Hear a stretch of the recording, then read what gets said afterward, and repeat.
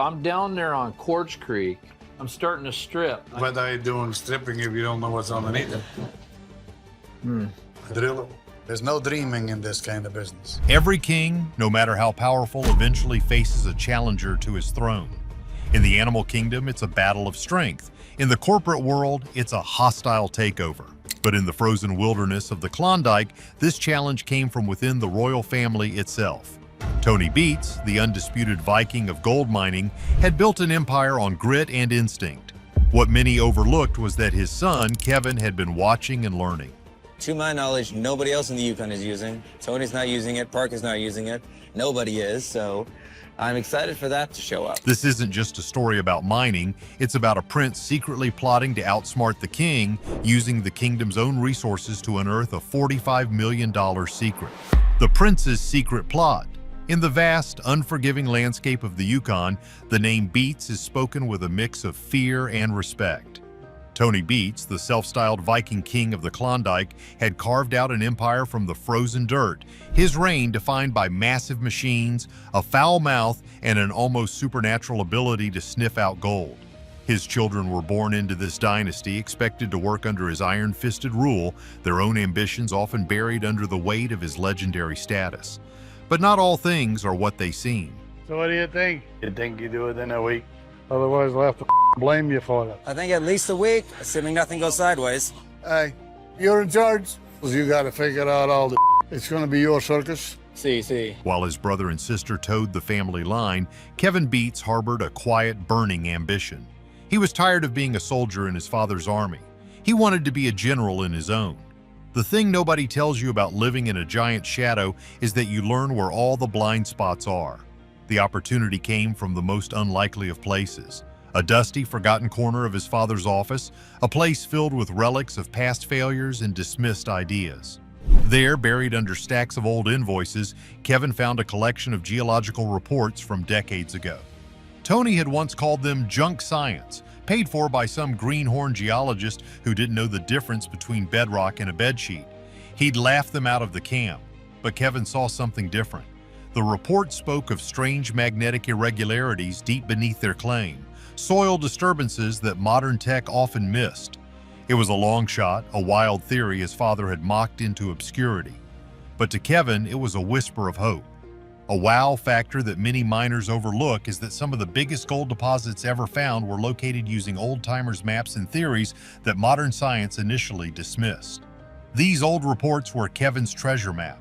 Instead of presenting his findings to Tony, which he knew would only result in a fresh round of ridicule, Kevin made a decision that would change everything. He started moving in secret. You see, a mining operation is a complex beast, a symphony of people and roaring diesel engines. We really want to do something different than Tony. We don't want to be as chaotic. We want to do it once and do it right and just be done with it. So that's how we're going to run it. It's nearly impossible to keep a secret, but Kevin knew the crew. He knew the men who felt overworked and underappreciated, the ones who were loyal to the Beets name but tired of Tony's tyrannical style. One by one, he approached them not with promises of mutiny, but with the quiet allure of a secret project, a chance to be part of something new, something that could pay off big. He assembled a small, loyal strike team. There was the grizzled mechanic who could muffle a D10 dozer's engine to a dull roar, and the young sluice operator who could fine-tune a wash plant to catch the smallest flecks of gold. This wasn't just a crew, it was a conspiracy. What many overlooked is that loyalty in the goldfields is often bought with respect, not just money, and Tony hadn't been paying in the right currency for a long time. The team was in. The plan was set. All they had to do now was move mountains without the Mountain King noticing. The whispers started almost immediately. A fuel truck making an unscheduled delivery. A backhoe moved to a supposedly worthless section of the claim. To put it mildly, the camp was buzzing with rumors. Tony, ever the suspicious ruler, heard them all. He confronted Kevin, his eyes narrowed, demanding to know why good fuel was being wasted on a Gulna ghost hunt. Kevin, showing a calm he didn't feel, passed it off as sluice redesign experiments. Tony laughed in his face, a loud, booming sound that echoed across the yard. He called him a dreamer without guts, a final, humiliating dismissal. But as he walked away, a flicker of doubt remained in his eyes. The mockery, however, only solidified Kevin's resolve. He wasn't just digging for gold anymore, he was digging for respect. And deep down, he knew the old reports were about to make him the most respected man in the Yukon. A bigger game of deception was about to begin. Dancing with the Devil's Drones. With Tony's mocking laughter still ringing in his ears, Kevin launched the next phase of his operation, a high-stakes game of cat and mouse played out under the pale Yukon moon. The thing nobody tells you about mounting a rebellion is that logistics are everything. You can't just dig for gold, you have to hide the digging, hide the fuel, and hide the hope rising in your crew's eyes. Kevin's team transformed into a ghost crew. They moved their heavy equipment, excavators weighing over 175,000 pounds, only at night. The mechanics' custom mufflers worked miracles, reducing the thunderous roar of the engines to a manageable grumble. They draped massive camouflage screens over the entire site before dawn, making it look like just another untouched patch of wilderness from a distance. But hiding the machinery was the easy part. The real challenge was hiding the lifeblood of the operation, diesel fuel. A mining camp devours fuel at an astonishing rate, sometimes thousands of gallons a day, and every single drop is accounted for. Tony watched the fuel reports like a hawk. To get around this, Kevin orchestrated a brilliant deception. He had his secret fuel deliveries logged under Tony's main operation, buried within the massive numbers of the official fleet. It was a shell game on a grand scale, moving numbers on a spreadsheet to mask the creation of a shadow empire. Sounds like Rick and Hunter had a eventful night, though it is good that they were able to deal with it on their own. So yeah, I think a good first night, and here's to many more, I hope. To put it mildly, it was financial treason, and if he was caught, he wouldn't just be fired, he'd be disowned.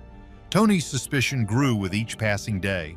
The numbers weren't adding up, the whispers from the crew were getting louder, and his father's intuition was screaming that something was wrong. He wasn't the king of the Klondike for nothing. His response was swift and methodical. First came the drones. He began launching them at odd hours, their cameras scanning the vast claim for any unauthorized activity. Kevin's team had lookouts who, at the first buzz of a drone, would kill the lights and freeze, becoming statues in the landscape. Next, Tony started making unannounced inspections, his pickup truck appearing over a ridge when least expected. But Kevin was always one step ahead. He created decoy sites, places where it looked like they were testing new ground but were actually just moving dirt around, a costly but necessary piece of theater. Many people are crazy about the level of strategy involved, but this was a real-life chess match where one wrong move meant checkmate.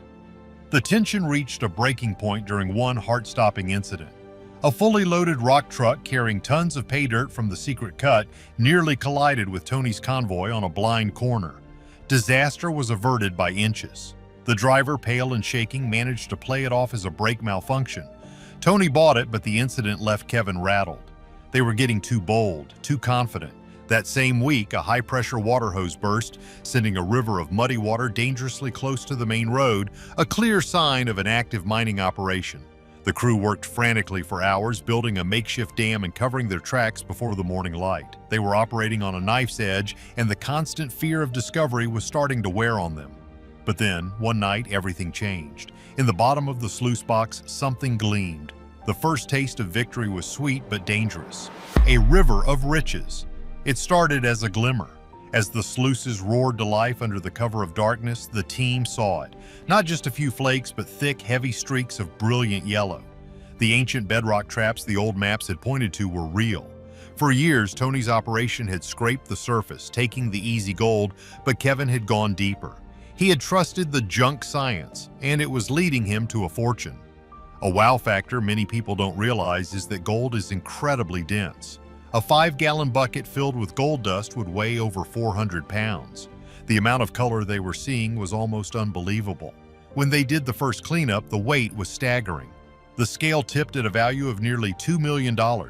It was more gold than some of Tony's crews found in a month. The discovery sent a shockwave of excitement through the secret crew, but Kevin immediately enforced a strict code of silence. He knew that a discovery this big was impossible to hide for long. The wash plant ready to go, so it's only natural that we're a little slower getting going. Who do you think set up all the plants? Who do you think set up Mike's plant? Who do you think set up Monica's plant? It wasn't them, it was me. The energy in the camp shifted. The men walked with a new confidence, a secret knowledge that set them apart. And Tony noticed. He didn't know what it was, but he could feel the change. His questions became sharper, his presence more menacing. He confronted Kevin again, this time with raw fury in his eyes, accusing him of theft and mismanagement. Kevin held his ground, calmly repeating his story about sluice redesigns, but this time the lie was harder to swallow. The sheer amount of gold they were processing, even in secret, left a trace. The real jackpot came at dawn just a few days later. They had hit the motherlode. It wasn't just gold dust, it was solid bands of gold locked in the quartz and nuggets the size of a man's fist rolling out of the wash plant. The pay dirt was so rich it was clogging the machines. The crew stood in stunned silence, their faces illuminated by the rising sun and the breathtaking glow of a fortune they had only dreamed of. They worked in a feverish haze, pulling out pound after pound of the precious metal. When the final tally was estimated, the number was so large it seemed unreal. $45 million. It was more than a discovery, it was a kingdom-making hoard of gold. It was enough to build a new dynasty from scratch. What many overlooked was that Kevin had planned for this moment. He had already secured a discreet way to move the gold off-site, using a trusted third party to transport and store the immense fortune. But you can't hide a hole in the ground that big. Eventually, Tony found it. Led by his still-burning suspicion, he drove out to the section of the claim he'd long ignored. And there it was, the unmistakable signs of a massive surgical mining operation. The earth was scarred, the bedrock exposed. He didn't need to see the gold, he could smell the victory in the air, and it wasn't his. He fell to his knees, not in defeat, but in a silent, all-consuming rage. He had been outplayed, outsmarted, and utterly humiliated by his own son. The Viking king had been beaten in his own backyard. The roar of fury he let out was said to have scared birds from the trees a mile away. The gold was won, but the war had just begun. The news of Kevin's $45 million triumph spread through the Yukon like a wildfire. It wasn't just gossip, it was a seismic event that shifted the very foundations of the gold mining world. To put it mildly, a new king had been crowned, not through inheritance, but through sheer audacity. Kevin gathered his loyal crew on neutral ground, far from the furious glare of his father. He unveiled the fortune not just as a pile of gold, but as a symbol of their shared victory. He declared that this wasn't just about money. It was about building something new, an operation founded on respect and partnership, not fear. He was no longer the prince in waiting, he was a rival power, a formidable new player in the great game of the Klondike. His declaration was met with a roar of approval from the men who had risked everything alongside him. We're going to be bringing in a new power source that, to my knowledge, nobody else in the Yukon is using. Tony's not using it, Parker's not using it, nobody is, so I'm excited for that to show up. Back on the Beets claim, the atmosphere was thick with a toxic silence. Tony Beets was a man consumed. The sting of betrayal was far more painful than the financial loss. He had been made a fool of, his legendary instinct proven wrong and his authority completely undermined. The $45 million was a staggering sum, but the public humiliation was priceless. He locked himself away, the thunderous silence from his office more terrifying than any of his usual rages. The dynasty had fractured, perhaps permanently. The father and son who once worked side by side were now bitter rivals, two kings destined to rule over separate, warring kingdoms. The entire Klondike held its breath, waiting to see what Tony's inevitable and likely brutal retaliation would be. So the son has outsmarted the father and claimed a massive fortune. But was this a brilliant strategic move for respect or the ultimate act of family betrayal? Hit that like button if you're on Team Kevin and subscribe for more epic stories. Let us know in the comments, who will win the coming war?